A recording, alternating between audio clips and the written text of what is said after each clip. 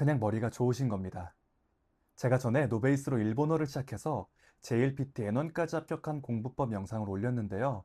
그 영상에 이런 댓글이 달렸습니다. 처음에는 그냥 넘겼는데 생각할수록 궁금해지더라고요. 만약 제 공부법이 정말 머리가 좋아야 가능한 방법이라면 진짜 머리가 좋은 사람들은 대체 어떻게 외울까? 그래서 의대 합격자, 서울대 수석, 천만 조회수 암기 영상 등등 공부로 결과를 만든 사람들이 알려주는 암기법과 조회수 100만이 넘는 국내 영상들을 다 찾아봤습니다. 그런데 계속 보다 보니까 처음에는 전부 다른 방법처럼 보였어요. 누군 종이를 찢고요. 누구는 노트를 반으로 접기도 하고 누구는 형광펜으로 목차를 나누기도 했습니다. 그래서 보이는 방법을 빼고 실제로 머릿속에서 어떤 일이 일어나는지 설명을 들어보니까 결국 하나의 흐름으로 정리됐습니다. 그런데 이게 또 그냥 내용 암기하는 거랑 언어 단어를 외울 때가 다르더라고요. 일반적인 암기하는 법 우선 설명드리고 마지막에 언어 단어를 외우는 방법 설명해 드릴게요. 영상 끝까지 보시면 본인 상황에 맞게 적용할 수 있을 겁니다. 쉽게 단어 암기 위해 무엇을 해야 하는지 지금 이야기해 보겠습니다. 그리고 오늘은 많은 분들이 이해하기 쉽게 일본어 단어가 아닌 영단어를 예로 들어서 말씀드리겠습니다. 자, 여러분 우선 이거부터 아셔야 됩니다. 학창 시절에 다 겪으셨을 만한 이야기로 시작해 볼게요. 시험 공부하면서 책을 여러 번 읽거나 형광펜을 칠하면 공부를 많이 했다고 느낍니다. 눈앞에 있는 문장이 익숙해지기 때문인데요. 그런데 시험장에서는 기억 하나도 안 나요. 아니, 시험 보기 전에 책만 덮고 방금 읽은 내용을 설명해 보라고 하면 생각보다 잘 나오지 않습니다. 눈앞에 있는 것이 익숙해지는 것과 아무것도 없는 상태에서 기억하는 것은 전혀 다른 문제였던 겁니다. 그래서 제가 찾아본 공부 천재들의 영상에서는 효과적인 암기법들은 모두 공부한 내용을 스스로 꺼내게 만들었습니다. 그러니까 일반적인 공부나 내용을 암기할 때 가장 중요한 건요, 반복해서 읽는 것이 아니라 보지 않고 내용을 복원하는 것이래요. 자, 여러분 여기서 잠깐 한번 확인해 보겠습니다. 제가 방금 일반적인 암기에서 가장 중요하다고 말씀드린 것이 무엇이었는지 떠올려 보세요. 바로 보지 않고 내용을 복원하는 것이었습니다. 지금 여러분이 방금 들은 문장을 머릿속에서 찾으려고 한 행동 자체가 암기 연습입니다. 바로 기억나지 않았다고 해도 괜찮습니다. 오히려 뭐였지? 하면서 기억을 찾으려고 애쓰는 과정이 편하게 한 번 더 읽는 것보다 오래 남을 수 있습니다. 여러분은 그럼 공부할 때 책을 다시 읽는 시간이 더 많으신가요? 아니면 책을 덮고 설명해 보는 시간이 더 많으신가요? 공부를 오래 하는데 기억이 잘 남지 않았다면 읽는 횟수보다 복원하는 횟수가 부족했을 수도 있습니다. 공부 천재들은 핵심 키워드 하나만 보고 관련 내용을 설명하거나 질문만 보고 답을 말하거나 빈 종이에 기억나는 내용을 적더라고요. 방법은 달라도 머릿속에서 일어나는 과정은 같았습니다. 정보를 계속 집어넣는 것이 아니라 이미 공부한 내용을 보지 않고 복원하는 연습이었습니다. 다만 아무 내용이나 무작정 떠올리려고 하면 머릿속이 쉽게 엉킬 수 있대요. 그래서 공부 천재들은 내용을 복원하기 전에 먼저 정보의 구조를 만들더라고요. 예를 들어 세종시대 업적을 외운다면 과학 2개, 농업 1개로 먼저 나눈 뒤 그 아래에 추구기 해시계, 농사 직설을 넣는다는 거예요. 큰 목차 아래에 중간 목차와 세부 내용을 만들고 그 세부 내용을 몇 개를 기억해야 하는지도 숫자로 표시한다고 하네요. 이렇게 하면 머릿속에 일종의 폴더가 만들어집니다. 시험을 봤을 때 아무것도 없는 곳에서 답을 찾는 것이 아니라 해당 폴더를 열고 그 안의 내용을 순서대로 복원할 수 있다고 하네요. 그리고 오늘 외운 내용을 오늘만 반복하지 않더라고요. 하루 뒤, 며칠 뒤, 일주일 뒤처럼 간격을 두고 다시 시험을 본대요. 예전에 말씀드린 망각곡선을 다른 공부 천재들도 적용하고 있더라고요. 이때도 먼저 답을 보는 게 아니라 기억나는지 확인한 뒤 틀리거나 느린 부분만 다시 봤습니다.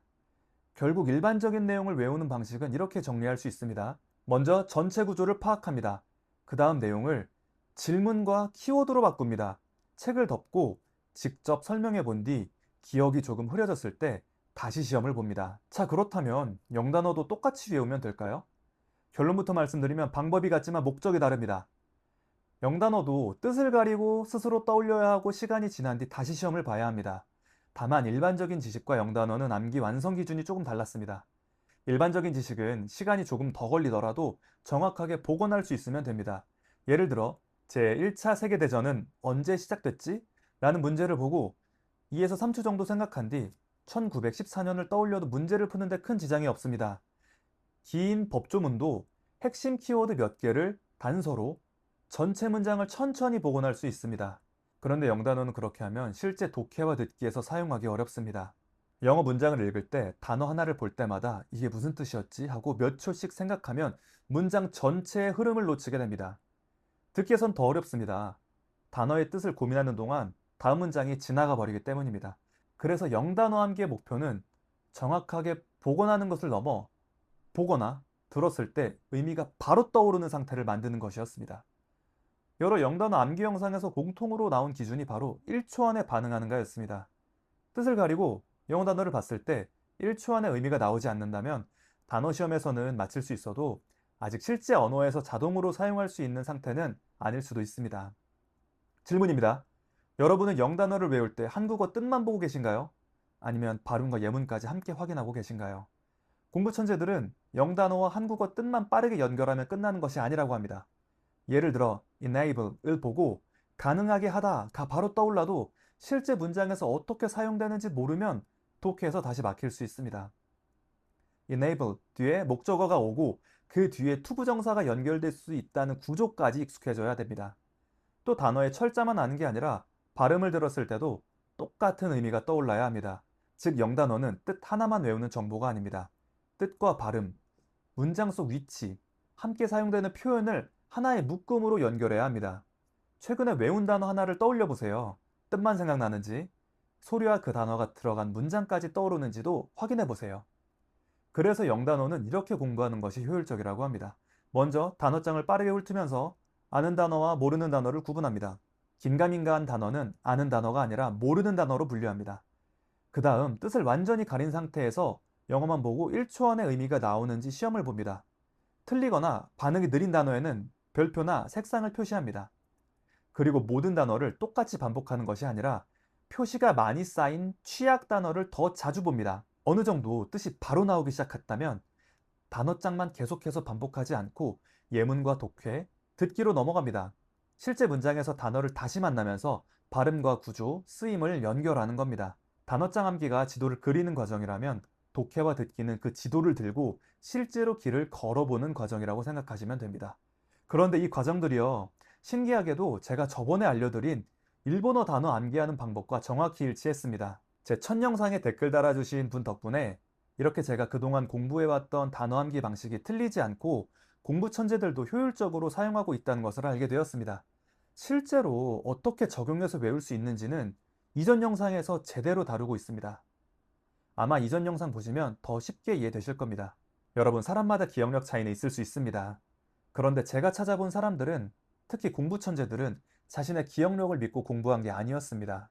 사람은 결국 잊어버린다는 것을 전제로 기억을 반복해서 확인할 수 있는 시스템을 만들고 있었습니다. 머리가 좋아서 한 번에 외운 것이 아니라 무엇을 어떤 방식으로 기억해야 하는지 구분하고 있었던 겁니다. 오늘 제가 이렇게 공부 천재들이 어떻게 암기하는지 내용을 다뤄봤는데요. 제 채널 구독해 두시면 이렇게 공부, 단어 암기, 언어 공부하는 법에 대해서 정보 받아보실 수 있습니다. 그리고 댓글 달아주시면 이렇게 제가 자료 찾아서 제 공부 방법에 대해서 자료 보강을 더 해보도록 하겠습니다.